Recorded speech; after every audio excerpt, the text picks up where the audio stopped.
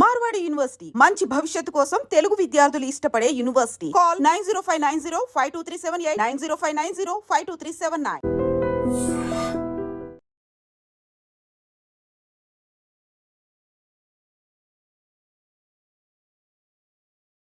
తర్వాత ఎక్కడికి వచ్చారు సార్ మీరు మార్కాపురం నుంచి?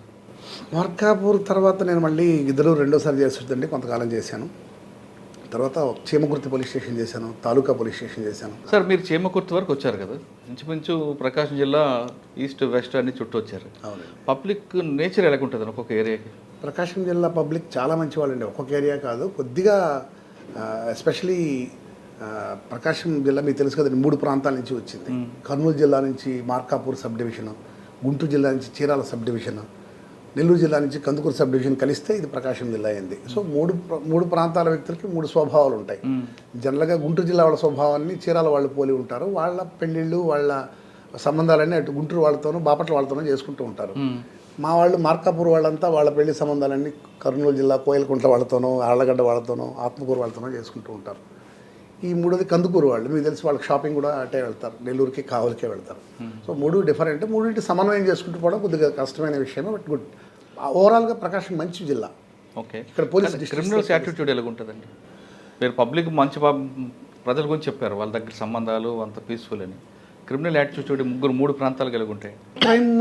క్రైమ్ బేస్ అంతా చీరాల్లోనే ఉంటుందండి. ఇక్కడ ప్రాపర్టీ అఫెండర్స్, ఆస్తి దొంగతనాలు జరగడం కానీ పెద్ద తక్కువ.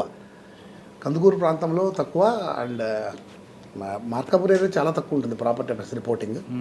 ఏం చేసినా అక్కడ బాపట్ల ఏరియా, మీ అశోక్ వర్ధన్ మా బ్యాచ్మెంట్ ఉన్నారు, ఆయన ఇప్పుడు దర్శి డిఎస్పీ ఉన్నారు. ఆయన దాన్ని కూలంకుషంగా ఆ సబ్జెక్ట్ ఆయనకు బాగా తెలుసు.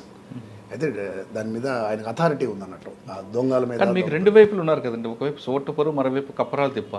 ఈ 2 ఎఫెక్ట్ కూడా కనిపిస్తుంటుందా? అవునండి. కప్పరాలు తిప్ప వాళ్ళని నేను కందుకూరు సీగా పనిచేస్తున్నప్పుడు చాలాసార్లు అరెస్ట్ చేశాం, ప్రాపర్టీ అఫెన్స్లు అరెస్ట్ చేసాం. వాళ్ళు రాత్రిపూట రోడ్ల మీదకి వచ్చి ఆగున్న లారీలు అవన్నీ కొట్టేస్తుంటారు.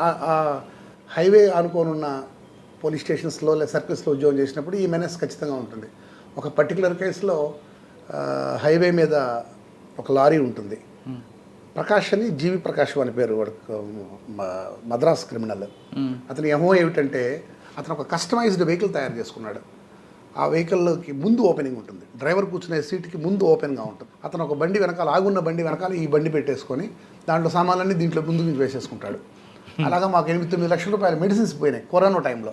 చాలా ఇంపార్టెంట్ మెడిసిన్స్, కరోనా నడుస్తుంది. డోలో అండి, మీకు తెలుసు. ఆ డోలో మెడిసిన్ పోయింది. ఎస్పీ మేడం గారు కొత్తగా వచ్చారు, అమిత్ మేడం గారు, గర్గ్ మేడం గారు, మెలికా గర్గ్ మేడం గారు సిఏ గారు ఇది డిటెక్ట్ చేయాలి మనము అంటతో మల్లికార్జున్ నాకు మంచి అసైన్ వాడు గుడ్లూరులో. మల్లికార్జున్ లిమిట్స్లో జరిగింది అది. మల్లికార్జున్ చాలా కష్టపడ్డాడు ఆ అబ్బాయి. అది పోయింది 8-9 లక్షలైనా ఆ అబ్బాయి దాదాపు ₹1,00,000 ఖర్చు పెట్టుకొని, మేము చెన్నైలో, నేను కూడా వెళ్ళాను అప్పుడు, చెన్నైలో 15 days ఉన్నాము. మాకున్న సమస్తమైన ఇన్ఫార్మర్లు, ఆ లోకల్ డీసీపీస్, క్రైమ్ డీసీపీస్ వాళ్ళు ఇచ్చిన సమాచారం మేరకి అది చాలా తమాషాగా జరిగిందండి. ఆ బండి నంబర్ మేము టోల్గేట్ మీదే ఆధారపడ్డాం. వీడు తీసుకెళ్ళిపోయిన బండి టోల్గేట్లో రికార్డ్ అయింది. ఆ రోజు ఆ పర్టికులర్ టైంలో ఊహించాం ఎన్ని బండ్లు పోయి ఉంటాయో, 6-7 బండ్లు. ఆ 6-7 బండ్లో అన్ని రూల్డ్ అవుట్ అయ్యాయి. ఒక్క బండి మటుకు టువర్డ్స్ మెడ్రాస్ వెళ్ళిపోయింది. ఈ బండి మళ్ళీ వస్తుందేమో చూడండి అని చెప్పి టోల్గేట్స్ అంతా చెప్పి పెట్టాం. కరెక్ట్గా 15 రోజుల తర్వాత మళ్ళీ అతను నరేంద్ర అదే బండిలో వేసుకొని వచ్చాడు ఆ టోల్గేట్ దగ్గర. అతను పట్టుకుంటే దాన్ని టోల్గేట్ గుద్దేసి పారిపోయాడు. తర్వాత మరో ఇన్ఫార్మర్ మాకు ఫోన్ చేసి, సార్ పలానా చోట ఉన్నాడు, మళ్ళీ వచ్చాడు అఫెన్స్కి, అంటే లారీ రిపేర్కి వచ్చాడు అన్నప్పుడు అతను పట్టుకొని వచ్చాం. అట్లా హైవే పక్కన ఉన్న పోలీస్ స్టేషన్స్లో ఈ మెనెస్ ఉంటుంది. సార్ మీరు చెప్పిన కేసు ఇన్వెస్టిగేషన్ చాలా సింపుల్గా చెప్పారు. అవునండి. కానీ అది 3 రాష్ట్రాలకు సంబంధించిన కేసు అయింది. అవును. జరిగింది ఆంధ్రప్రదేశ్. అవును. మీరు పట్టుకుంది చెన్నై. అవును. మీకు లీడ్ వచ్చింది తెలంగాణ. ఎస్, అవునండి. చెప్పండి ఒకసారి. అవును. ఈ అబ్బాయి ప్రకాష్ ఏం చేస్తా అంటే లారీలు కొనడానికి వెళ్ళాడు. ఒక లారీ మేము సీజ్ చేసాం.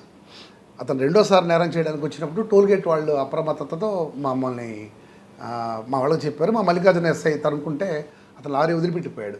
అతను నేరం చేయాలంటే మళ్ళీ ఆ కస్టమైజ్డ్ లారీ కావాలి, దానికి మళ్ళీ సెపరేట్ అరేంజ్మెంట్స్. ఆ ముందు అన్ని వైపుల నుంచి ఓపెన్ అవుతాడు కదా లారీ. అవును, అన్ని వైపులా ఓపెన్ అయ్యేలాగా కస్టమైజ్గా చేయించుకున్నాడు అతను. అలా చేయించుకోవడానికి అతను హైదరాబాద్ వెళ్ళాడు. ఆల్రెడీ అక్కడ మన ఇన్ఫార్మర్ని, మన కందుకూరు రూరల్ ఎస్ఐ గారు ఒక ఇన్ఫార్మర్ పెట్టుకున్నాడు అక్కడ. ఈ లారీలు ఇట్లా తయారు చేస్తారు లారీల దగ్గర. వాళ్ళు సార్ వీడు వచ్చాడు అని చెప్పడంతో అతన్ని తీసుకొచ్చి అరెస్ట్ చేయడం జరిగింది. Property as it is intact చేశాము. ఎస్పీ గారు కూడా, ఐజీ గారు కూడా మంచి మెచ్చుకుని చాలా ఎస్ఐస్ చాలా కష్టపడ్డారు. ఎస్పెషల్లీ మా మల్లికార్జున్ చాలా కష్టపడ్డాడు దాంట్లో. ఆ కేసులో చెన్నైలో ఆయనకు ఒక కీప్ ఉంటుంది. అవునండి. ఆ కీప్ ఇచ్చిన సమాచారం ఏంటంటే ఆమె సమాచారం ఇవ్వలేదు, కానీ చాలా విషయాలే చెప్పింది. అతని గురించి ఆమెకు తెలియదు. అతను ఏం చేస్తాడో ఆమెకు తెలియదు. ఆమె దాదాపు ఆమెకు హ్యాండిక్యాప్డ్. ఆమెను గట్టిగా ఇంటరాగేట్ చేశాము. ఆమె అతని గురించి చెప్పింది, అతని లైఫ్ స్టైల్, అతను ఎక్కడెక్కడ ఉంటాడు అని చెప్పాడు. అతను అంత చేసిన డబ్బులన్నీ అతను ప్రాస్టిట్యూషన్ ఖర్చు పెడుతుంటాడు, గుర్రం రేసులు ఖర్చు పెడుతుంటాడు ఆ ప్రకాష్ అనే అతను. అలానే మా కందుకూరులో ఇంకొక పెద్ద డెకాయిటీ జరిగింది. ఒక జ్యువెలరీ షాప్ ఓనర్ జ్యువెలరీ కొనుక్కోవడం కోసం 50 lakhs తీసుకొని వెళ్తూ ఉంటాడు. పోలీస్ డ్రెస్లో కొంతమంది అతన్ని ఆపి, అలా ఇన్నోవా కార్ ఆపి ఆ 50 lakhs తీసుకుని వెళ్ళిపోతారు. డీఎస్పీ ఆఫీస్కి రండి అని చెప్పి వెళ్ళిపోతారు. వీళ్ళు డీఎస్పీ ఆఫీస్కి వెళ్తే అక్కడ ఎవరో ఉండరు. సో ఇట్స్ ఒక క్లియర్ కేస్ ఆఫ్ డెకాయిటీ. ఇది జరిగి ఇంతకుముందు నేను చెప్పిన కేసు జరిగి అది ఇన్వెస్టిగేషన్ కంప్లీట్ కాకముందే ఇది వచ్చి పడింది మీద. ఎందుకంటే national highway is prone to offences, ఇలాంటి అఫెన్సెస్ జరుగుతూ ఉంటాయి. బట్ మళ్ళీ మా సబ్ ఇన్స్పెక్టర్స్ మల్లికార్జున్ అనే అబ్బాయి, విశ్వనాథ్ రెడ్డి అని మరొక అబ్బాయి ఉండేవాడు అక్కడ లోపాడులో. వీళ్ళిద్దరూ 24 hours డిటెక్ట్ అయిందండి. 48 లక్షలు ఇంటాక్ట్. ఎలా దొరికింది? లీడ్ ఎక్కడ వచ్చింది? అది లీడ్ ఎలా వచ్చిందంటే, ఈ వీళ్ళలో ఎవరైతే విక్టిమ్స్ ఉన్నారో కారులో ఇన్నోవా వాళ్ళు, అందులో ఒకడు కాస్త ఆ బండి నెంబర్ చూడగలిగాడు. వాళ్ళు వచ్చిన బండి, వాళ్ళ ఒక బండిలో ఇన్నోవాలో వచ్చారు. ఆ వచ్చిన బండి నెంబర్ గుర్తుపెట్టుకున్నాడు లక్కీగా. గుర్తుపెట్టి వారం రోజులతో అది రిపోర్ట్ అయింది. జరిగింది సండే అనుకుంటే సాటర్డే తర్వాత ఎప్పుడో రిపోర్ట్ అయింది. ఎందుకంటే అంత ఆపారు? పోలీసులే అనుకున్నారు వాళ్ళు, చేసింది పోలీసులే అనుకున్నారు. సో తర్వాత ఆ నెంబర్ ఆ కుర్రాడికి ఆ వారం రోజులు గుర్తుండడం మాకు కలిసి వచ్చింది. ఆ నెంబర్ ఎవరిదా అని చెప్పి టోల్ గేట్స్ అన్ని చెక్ చేసుకుంటూ ఉంటే అది కడప జిల్లా మీదుగా టోల్ గేట్స్ మన బింజమూరు మీదుగా కడప జిల్లాలోకి ఎంటర్ అయింది. సో అది ఇంకా అక్కడి నుంచి వేరుగా వెహికల్ దగ్గర పోతే పట్టుకుంటే ఒక కానిస్టేబుల్ ఉన్నాడు దీంట్లో. అట్లూరు పోలీస్ స్టేషన్ అని ఉంది అక్కడ ప్రొద్దుటూరు దగ్గర. అందులో పనిచేసే కానిస్టేబుల్ ఇచ్చిన ఐడియా ఇది. అతను కాస్త ఫినాన్షియల్గా కొద్దిగా అలా కష్టాల్లోనో అప్పుల్లోనో ఉండడం జరిగింది. అతని దగ్గరికి వచ్చిన పాత నేరస్తుడికి సలహా ఇచ్చి ఆ జ్యువెలరీ షాప్లో పనిచేసే డ్రైవర్ వాడిని ఇండ్యూస్ చేసి వీళ్ళందరూ కలిసి నేరం చేశారు. ఇది కూడా చాలా మంచి పేరు తెచ్చిన కేసు. మేడం గారే ఉన్నారు అప్పుడు ప్రకాశం జిల్లా ఎస్పీగా, మన మల్లికా గర్గ్ మేడమే ఉన్నారు. ఐజీ గారు కానీ 1 dayలో తీసుకొని వచ్చేసామండి. వాళ్ళది ఇంటాక్ట్ దొరికింది. ఇంటాక్ట్ 48 lakhs, 2 lakhs పంచుకున్నారు. మిగిలిన పంపకాల కోసం రెడీగా పెట్టుకోన్నారు. సో విత్ వెహికల్ తీసుకొని వచ్చేసారు. అది అందులో కూడా మా SIs Mallikarjun, Kandukur rural SI అబ్బాయి అంకమని, విశ్వనాథ్ రెడ్డి అని వీళ్ళంతా పక్క. మా దగ్గర మంచి ఎస్ఐస్ ఉన్నారండి మా జిల్లాలో, చక్కగా పనిచేసే ఎస్ఐస్ ఉన్నారు.